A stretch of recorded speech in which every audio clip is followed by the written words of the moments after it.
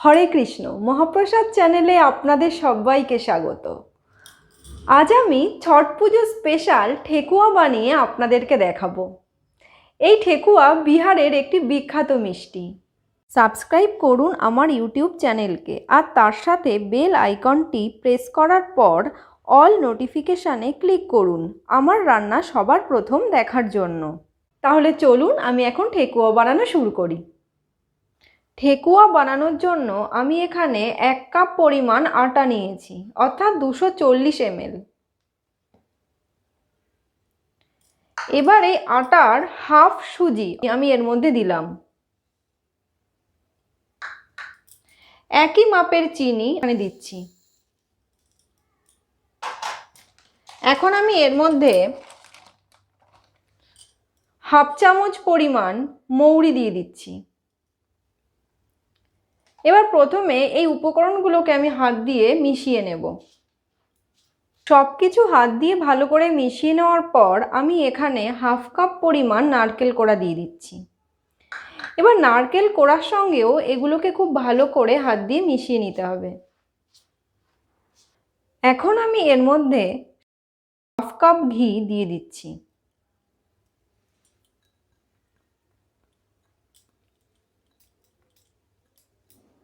এবার ঘিয়ের সঙ্গে খুব ভালো করে আটা, সুজি, নারকেল কোড়া, চিনি এগুলোকে ময়ান দিয়ে নিতে হবে। ঘিয়ের সঙ্গে আমি সব উপকরণকে খুব ভালো করে মেখে নিয়েছি, অর্থাৎ ময়ান দিয়ে নিয়েছি। দেখুন আমি হাত দিয়ে এটাকে মুঠো করব। এই যে যখন এরকম মুঠো মুঠো হয়ে যাবে তার মানে আমার ময়ান দেওয়াটা একদম সঠিক হয়েছে।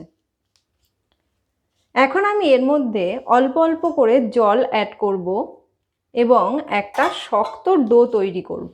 এই ডোটা কিন্তু খুব বেশি নরম হবে না, একটু শক্ত করেই ডোটাকে তৈরি করতে হবে। দেখুন আমি অল্প অল্প করে জল দিয়ে মেখে ঠিক এরকম একটা ডো তৈরি করে নিয়েছি। একটু টাইট হবে ডোটা।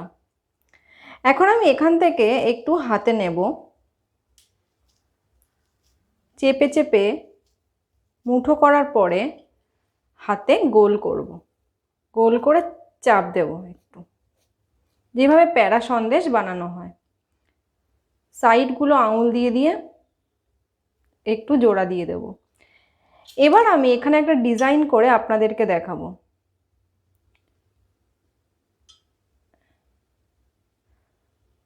যাদের ছাঁচ আছে তারা ছাঁচে করবেন, আর যাদের ছাঁচ নেই তারা এরকম করেই ছুরি দিয়ে ডিজাইন করবেন। দেখুন এই একটা ডিজাইন, এটাকে আমি সাইডে রেখে দিচ্ছি। আমি আরও একটা বানিয়ে আপনাদেরকে দেখাচ্ছি। নিলাম, মুঠো করলাম, হাতে পাকিয়ে গোল করে চাপ দিলাম, সাইডগুলো আঙুল দিয়ে দিয়ে একটু সমান করে দিলাম। এবার একটা চামচ দিয়ে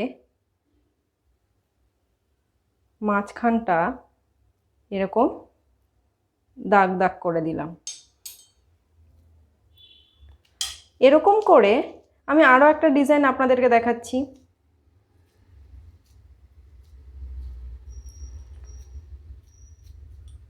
সাইডগুলো এরকম করে একইভাবে আঙুল দিয়ে দিয়ে দিতে হবে সমান করে।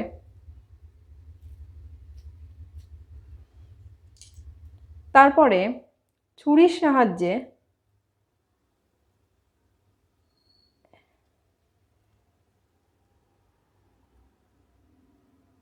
চৌকো চৌকো করে আমি কেটে দিলাম।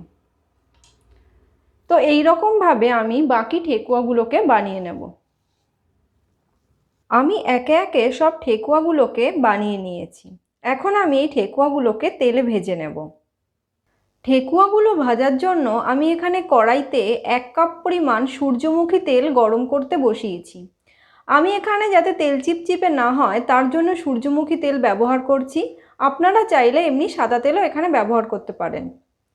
তেলটা একটু গরম হয়ে গেলে আমি গ্যাসের ফ্লেমটা একদম কমিয়ে দেব। এবার লো ফ্লেমে এই ঠেকুয়াগুলোকে আমি ভেজে নেব। কোনো অবস্থাতেই কিন্তু গ্যাসের ফ্লেমটা বাড়ানো যাবে না, তাহলে বাইরেটা ভাজা হবে কিন্তু ভেতরটা কিন্তু কাঁচা থেকে যাবে। তাই একদম লো ফ্লেমে একটু সময় নিয়ে এই ঠেকুয়াগুলোকে হালকা লালচে করে ভেজে নিতে হবে। ঠেকুয়াগুলোর একদিকটা একটু লালচে হলে আমি ঠেকুয়াগুলোকে উল্টে দিয়েছি।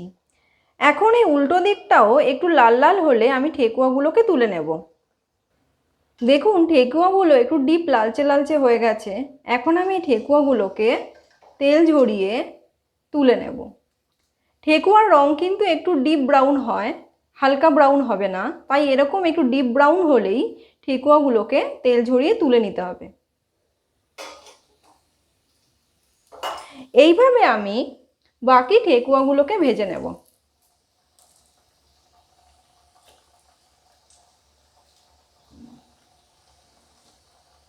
আমি ঠেকুয়াগুলোকে কড়াই থেকে ভেজে এই প্লেটে নামিয়ে নিয়েছি।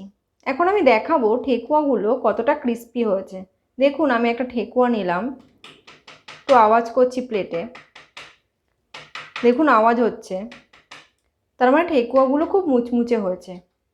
আপনারাও এই পদ্ধতি অনুসারে যদি ঠেকুয়া বানান তাহলে কিন্তু খেতে খুব সুন্দর হবে আর এই রকমই মুচমুচে হবে। আর আমার এই রেসিপিটি যদি আপনাদের ভালো লেগে থাকে তাহলে আমার চ্যানেলটিকে সাবস্ক্রাইব করতে একদম ভুলবেন না। আজকের মতো আমার রান্না এই পর্যন্তই। আবার ফিরে আসবো অন্য কোনো রান্না নিয়ে। সবাই ভালো থাকবেন। হরে কৃষ্ণ।